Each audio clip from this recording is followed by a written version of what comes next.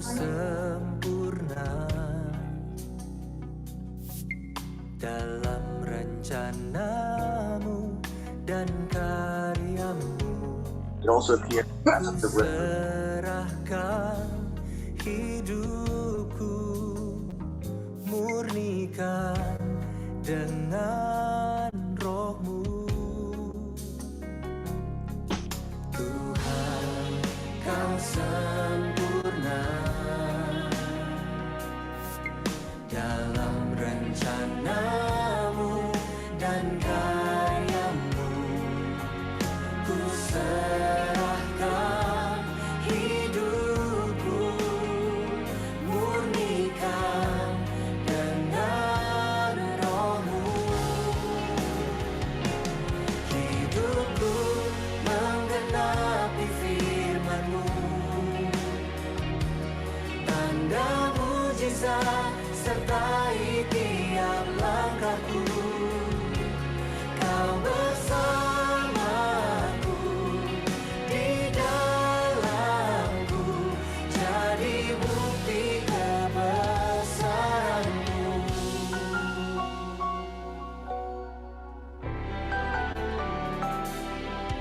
Tuhan, kau sempurna dalam rencanamu dan karyamu. Ku serahkan hidupku, murnikan dengan rohmu. Hidupku menggenapi firman-Mu, tanda mujizat sertai tiap langkahku. Kau bersamaku, di dalamku, jadi bukti kebesaran-Mu.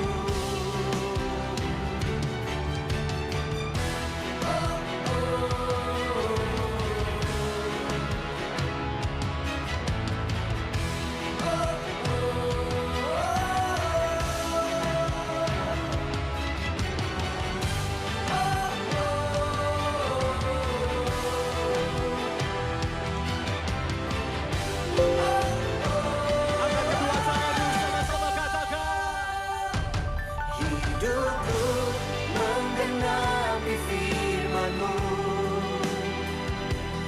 tanda mujizat sertai tiap langkahku. Kau bersamaku,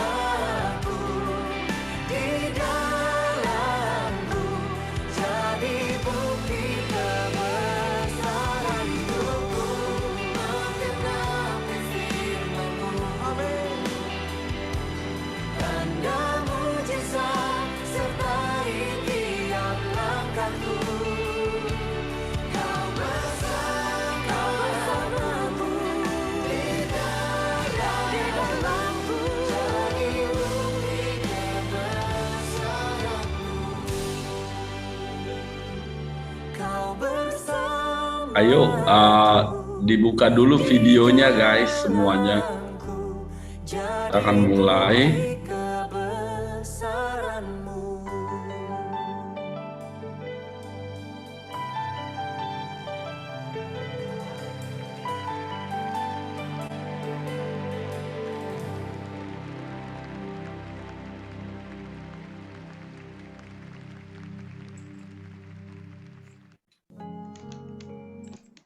Bisa mulai, Pak. Here we go. Bentar ya.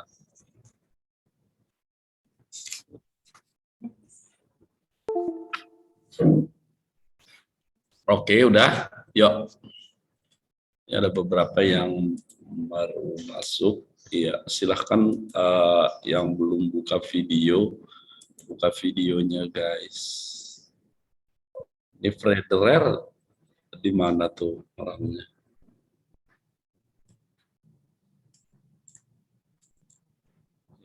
Jesse, Kalista, ayo dibuka videonya. Clara. Oke. Nah, gitu dong. Oke, kita berdoa dulu ya.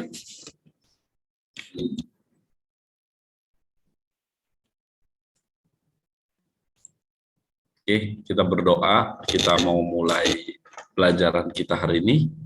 Yuk kita berdoa. Tuhan Yesus, kami bersyukur kepadamu pada pagi hari ini. Menjelang siang ini Tuhan, sebentar kami akan belajar kebenaran firman-Mu, biar Kau menolong, menuntun kami supaya apa yang kami pelajari membuat kami semakin bertumbuh di dalam pengenalan akan Tuhan. Terima kasih Tuhan, Kau bekerja buat kami semuanya, baik anak-anak kami yang saat ini belajar dari rumah. Kau berkati mereka, Kau tolong mereka supaya apa yang mereka pelajari membuat mereka semakin dekat dengan Tuhan dan melakukan firman itu di dalam kehidupan mereka. Terima kasih Tuhan, dalam nama Tuhan Yesus Kristus kami berdoa. Amin. Oke, guys, waktu kita singkat, tidak lama ya, kita hanya berapa menit. Kalau nggak salah kita sampai jam 12.15, betul nggak? Betul, Mister. Benar. Ini sudah jam 12. Kita belajar ya 11.51, udah hampir jam 12 ya. Kita akan belajar firman Tuhan, guys. Nah, kita akan memanfaatkan waktu ini ya untuk belajar firman Tuhan, membuat kita semakin bertumbuh di dalam pengenalan akan Tuhan. Nah, hari ini kita akan belajar satu firman Tuhan yang akan memberkati kita, yaitu yang terambil di dalam Kisah Rasul pasal 4 ya. Kisah Rasul pasal 4 ayatnya yang pertama sampai dengan ayatnya yang ke-31 ya. Di mana di situ bagaimana Petrus dan Yohanes mengalami satu tantangan di dalam pelayanan mereka. Ya, mereka diperhadapkan dengan satu problem di mana mereka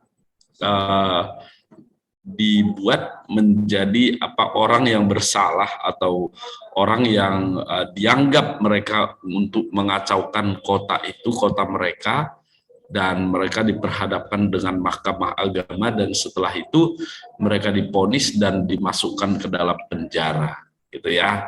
Jadi dan kita akan belajar apa sih maknanya dari kejadian itu dan kenapa hal itu terjadi gitu ya. Nah, mari kita lihat. Saya akan bagikan satu video ya buat kita supaya kita bisa lihat dulu apa yang terjadi sesungguhnya ya. Nah, saya buat di sini bahwa Petrus dan Yohanes dihadapkan kepada mahkamah agama. Mahkamah agama ini adalah pengadilan agama yang ada di kota Roma pada waktu itu, yang memutuskan mereka akan dihukum gitu ya. Mari kita lihat.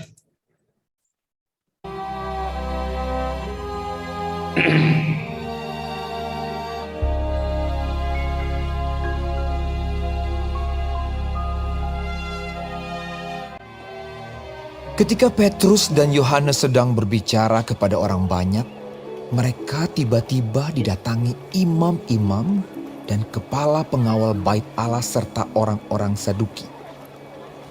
Orang-orang itu sangat marah karena mereka mengajar orang banyak dan memberitakan bahwa dalam Yesus ada kebangkitan dari antara orang mati. Videonya nggak fresh ya? Tetapi di antara orang yang mendengar ajaran itu banyak yang menjadi percaya. Kenapa Alvaro? Tadi videonya nggak fresh. Masa sih? Agak nge-fresh. Udah. Oke, nah sekarang udah. Ketika Petrus dan Yohanes sedang berbicara kepada orang banyak, mereka tiba-tiba didatangi imam-imam dan kepala pengawal bait Allah serta orang-orang Saduki. Orang-orang itu sangat marah karena mereka mengajar orang banyak dan memberitakan bahwa bangkitan dari antara orang mati. Tetapi di antara orang yang mendengar ajaran itu banyak yang menjadi percaya. Sehingga jumlah mereka menjadi kira-kira 5.000 orang laki-laki. Mereka ditangkap dan diserahkan ke dalam tahanan sampai keesokan harinya karena hari telah malam. Pada keesokan harinya, pemimpin-pemimpin Yahudi serta tua-tua dan ahli-ahli Taurat mengadakan sidang di Yerusalem. Lalu Petrus dan Yohanes dihadapkan kepada sidang itu dan mulai diperiksa dengan pertanyaan ini. Dengan kuasa manakah atau dalam nama siapakah kamu bertindak demikian itu? Maka jawab Petrus, bahwa dalam nama Yesus Kristus, orang Nazaret yang telah kamu salibkan, tetapi yang telah dibangkitkan Allah dari antara orang mati, bahwa oleh karena Yesus itulah orang ini berdiri dengan sehat sekarang di depan kamu. Yesus adalah batu yang dibuang oleh tukang-tukang bangunan, yaitu kamu sendiri. Namun ia telah menjadi batu penjuru. Dan keselamatan tidak ada di dalam siapapun juga selain di dalam Dia.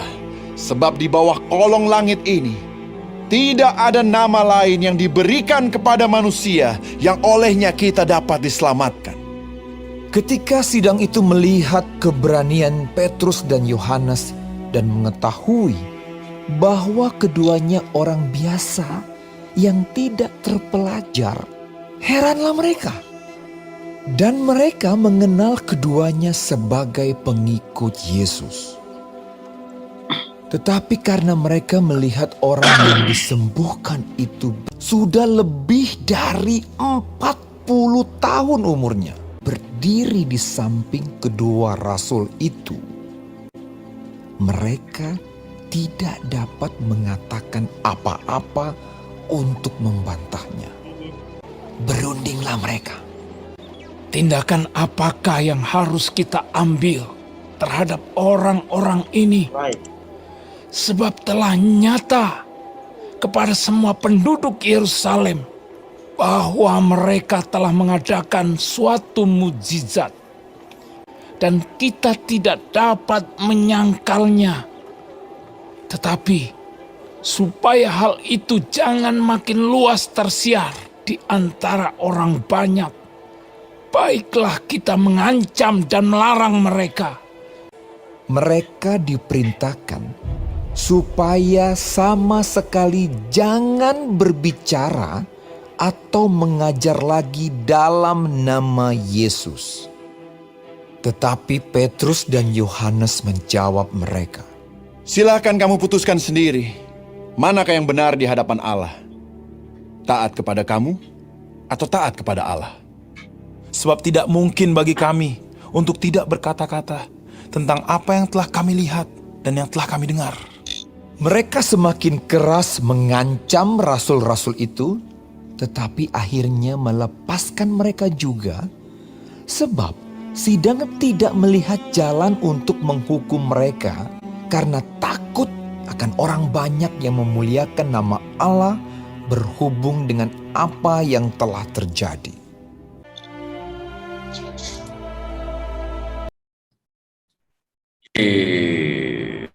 Udah lihat? Iya. Nah, apa yang terjadi ini adalah bagaimana pada saat Petrus dan Yohanes ya menyembuhkan seorang lumpuh di bait suci, ya di bait Allah, maka orang-orang tidak suka. Ya, orang-orang tidak suka sehingga orang datang, ya, ahli-ahli Taurat datang mahkamah agama datang untuk menghukum mereka. Nah, kamu boleh baca, yuk kita baca dulu di dalam Kisah Para Rasul 4, ya. Kisah Para Rasul pasal 4. Kenapa? Enggak. Kelihatan enggak? Kelihatan. Karena ini laptop saya sedikit ada gangguan, guys. Jadi kalau nanti dibikin Zoom besar gitu 100%, dia susah akan pindahnya ke slide berikutnya. Jadi saya bikin kecil. Oke, yuk kita akan baca dulu ayat ini. Mari kita baca di dalam Kisah Para Rasul ayat pasal 4 ayat 1 sampai dengan 31. Oke. Boleh Ivan boleh baca pertama ayat 1 sampai 2?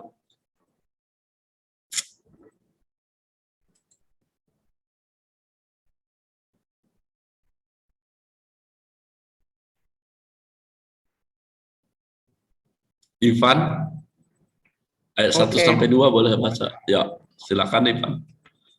Ayat 1 Sampai ketika 2. Petrus dan Yohanes sedang berbicara kepada orang banyak, mereka tiba-tiba didatangi imam-imam dan kepala pengawal bait Allah serta orang-orang Saduki. Orang-orang itu sangat marah karena mereka mengajar orang banyak dan memberitakan bahwa dalam Yesus ada kebangkitan dari antara orang mati. Oke. Ya, ayat 3, 4, 5, 6. Boleh bantu Alvaro? Oke. Mereka ditangkap dan diserahkan ke dalam tahanan sampai keesokan harinya, karena hari telah malam. Tetapi di antara orang yang mendengar ajaran itu banyak yang menjadi percaya, sehingga jumlah mereka menjadi kira-kira 5.000 orang laki-laki. Pada keesokan harinya, pemimpin-pemimpin Yahudi serta tua-tua dan ahli-ahli Taurat mengadakan sidang di Yerusalem dengan imam besar Hanas dan Kayafas, Yohanes dan Alexander dan semua orang lain yang termasuk keturunan imam besar. Oke. Ayat 7, 8, 9. Darren boleh, Darren?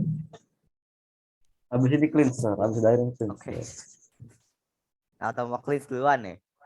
Enggak, kamu dulu. Ya udah. Lalu Petrus dan Yohanes dihadapkan kepada sidang itu dan mulai diperiksa dengan pernyataan ini. Dengan kuasa manakah atau dalam nama siapakah kamu bertindak demikian itu? Maka jawab Petrus, penuh dengan Roh Kudus, hai pemimpin-pemimpin umat dan tua-tua, jika kami sekarang harus diperiksa karena suatu kebajikan kepada seorang sakit dan harus menerangkan dengan kuasa manakah orang itu disembuhkan. Oke. Ayat 10, 11, 12 boleh. Clean. Elizabeth. Wah, Elizabeth. 10, 11, 12 ya? Ya.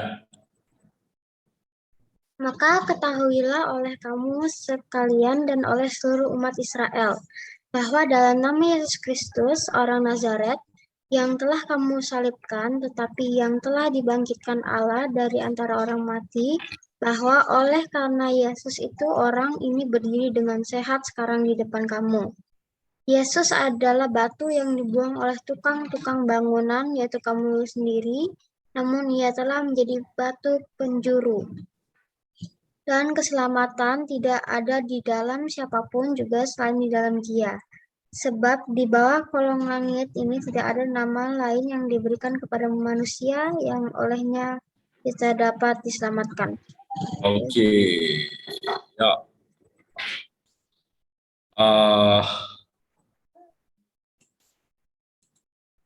13, 14, 15. Jesslyn boleh baca, Jesslyn. Ketika sidang itu melihat keberanian Petrus dan Yohanes dan mengetahui bahwa kedua orang biasa yang tidak terpelajar. Heranlah mereka, dan mereka mengenal keduanya sebagai pengikut Yesus. Tetapi karena mereka melihat orang yang disembuhkan itu berdiri di samping kedua rasul itu, mereka tidak dapat mengatakan apa-apa untuk membantahnya. Dan setelah mereka menyuruh rasul-rasul itu meninggalkan ruang sidang, berundinglah mereka. Oke. 16, 17, 18.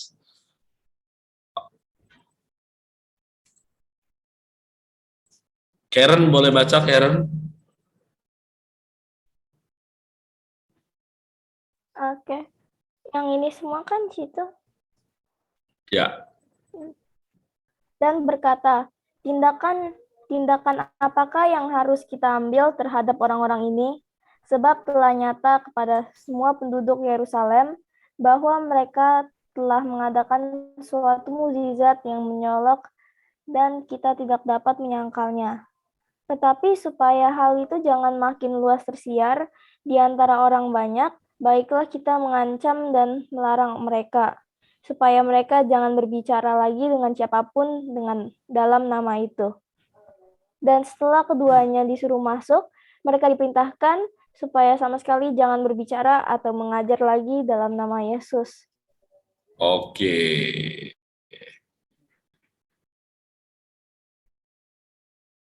Sembilan belas, 20, 21. Bianca boleh baca, Bianca?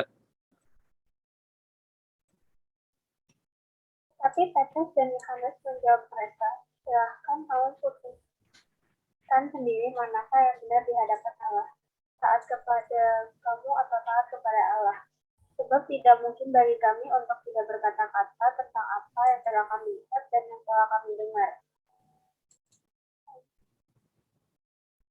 Mereka semakin keras mengancam rasul-rasul itu, tetapi akhirnya melepaskan mereka juga. Sebab sidang tidak melihat jalan untuk menghukum mereka, karena takut akan orang banyak yang membolehkan nama Allah berhubung dengan apa yang telah terjadi.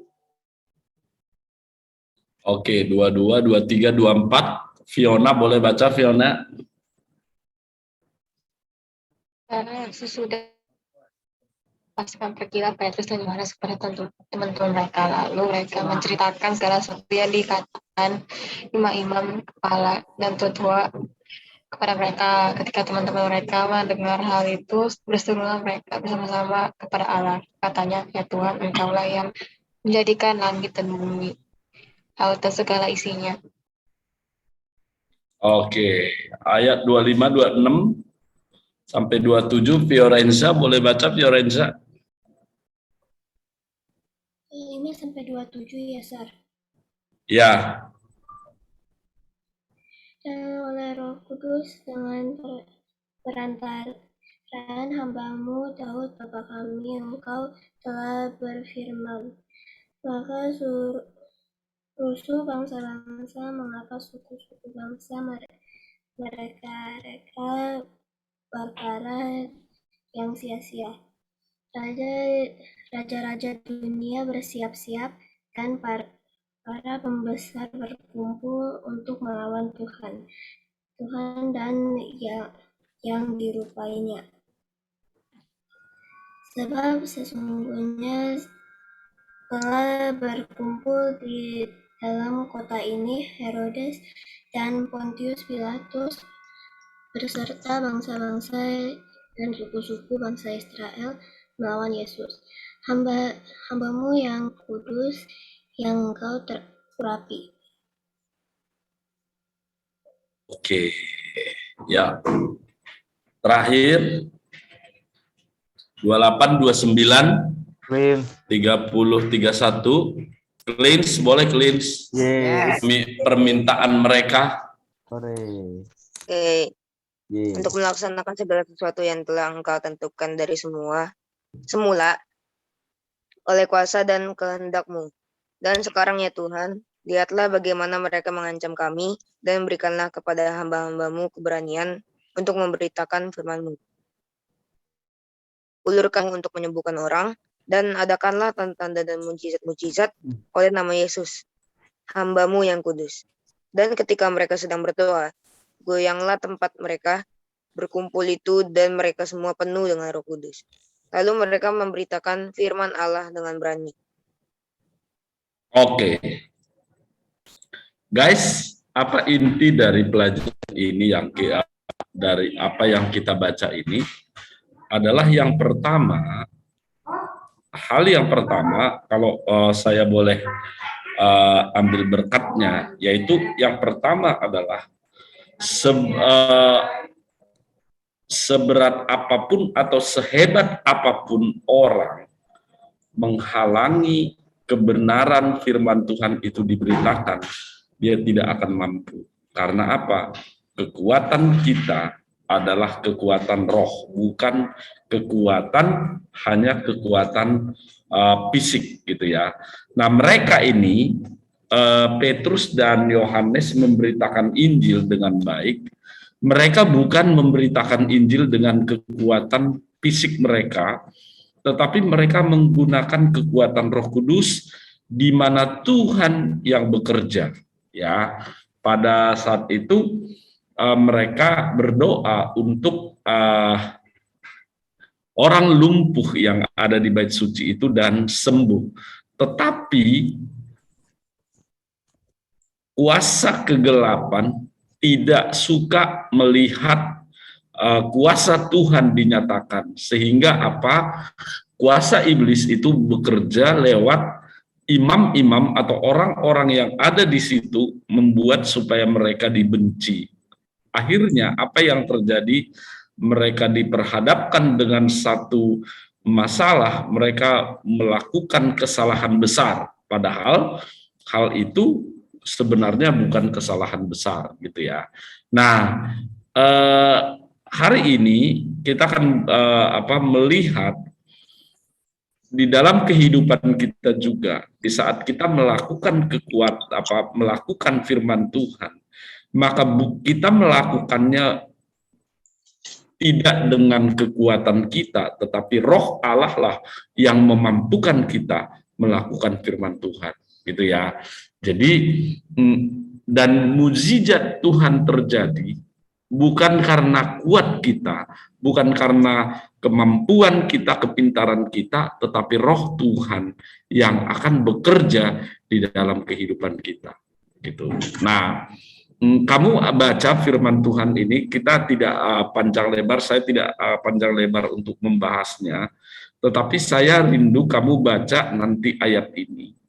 Kamu baca kembali ayat ini, apa yang terjadi ini. Tadi kamu sudah lihat videonya dan kamu baca kembali berulang-ulang ayat ini. Temukan apa yang menjadi berkat buat kamu. Dan saya ingin bukan hanya baca sepintas, tetapi kamu mulai renungkan kenapa sih di saat mereka melakukan firman Tuhan atau mereka menyatakan mujizat, kenapa ada pertentangan gitu ya. Nah, itu yang mereka hadapi. Dan itu juga akan terjadi di dalam kehidupan kita nyata nantinya setelah kamu misalnya melakukan firman Tuhan. Banyak orang yang mungkin tidak setuju atau kuasa iblis yang ada di sekelilingmu itu tidak rela firman Tuhan itu diberitakan, gitu ya. Nah, tugas kamu hari ini adalah coba kamu dari 3 buat poin, Sir. Dari 3 poin. ya. Dari 3 Enggak. poin. Oh, saya salah. Enggak, ya. Tugas kamu hari ini adalah coba kamu buat, ya. Coba kamu buat apa pendapat kamu, ya. Tuliskan pendapat kamu tentang apa sih, ya, mereka ini melakukan firman Tuhan. Mereka mau mati bagi Kristus, ya. Mereka mau, ya, Petrus dan Yohanes ini mau melakukan firman Tuhan, dan mereka mau dan sanggup menerima resiko apapun yang akan mereka terima demi memberitakan firman Tuhan. Nah, tugas kamu adalah gini, tuliskan pendapat kamu tentang apa sih mati bagi Kristus itu. Ya, mati bagi Kristus dalam memberitakan firman Tuhan itu seperti apa. Nah, kamu baca firman Tuhan, baca kisahnya Petrus dan Yohanes ini, dan juga kamu bisa baca kisahnya Paulus. Dia dimasukkan ke dalam penjara, dia disesah gitu ya, disiksa supaya dia menyangkal Yesus. Tetapi apa yang terjadi?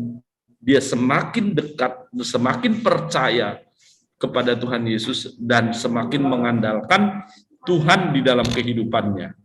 Ya, nah saya tidak batasin jumlah kata-katanya atau jumlah kalimatnya. Silahkan kamu buat, ya, baca ayat itu, renungkan, terus tuliskan. Menurut kamu apa artinya? Ya, apa itu mati bagi Kristus dalam memberitakan firman Tuhan? Oke, sampai di sini jelas? Jelas, Sir. Oke, thank you. Itu saja mungkin karena ini adalah sudah jam 12:16. Kita akan akhiri sampai di sini. Dan silahkan kalau belum di copy ya, copy dulu tuh yang dari chat saya apa menjadi tugasnya. Thank you semuanya. Terima kasih untuk kesempatan ini. Saya minta cleanse. Mana cleanse? Yes. Mana cleanse? Oke. Cleanse, kamu berdoa, tutup doa siang ini. Silakan. Oke. Terima kasih Tuhan Yesus. Engkau sudah berikan kami kesempatan untuk belajar firman-Mu ini ya Tuhan. Tuhan Yesus, sebentar lagi kami ingin tutup pelajaran ini ya Tuhan. Nanti juga kita akan bertemu lagi pada hari-hari berikutnya juga ya Tuhan. Tuhan Yesus, kami juga terima kasih Tuhan. Hamba-Mu ini juga ya Tuhan, Mr. Albert sudah memberikan kami pelajaran firman-Mu ini ya Tuhan. Terima kasih Tuhan Yesus. Kami sudah berdoa dan mengucap syukur. Haleluya. Amin. Amin. Oke, thank you semuanya. God bless you. Oke, saya tutup ya.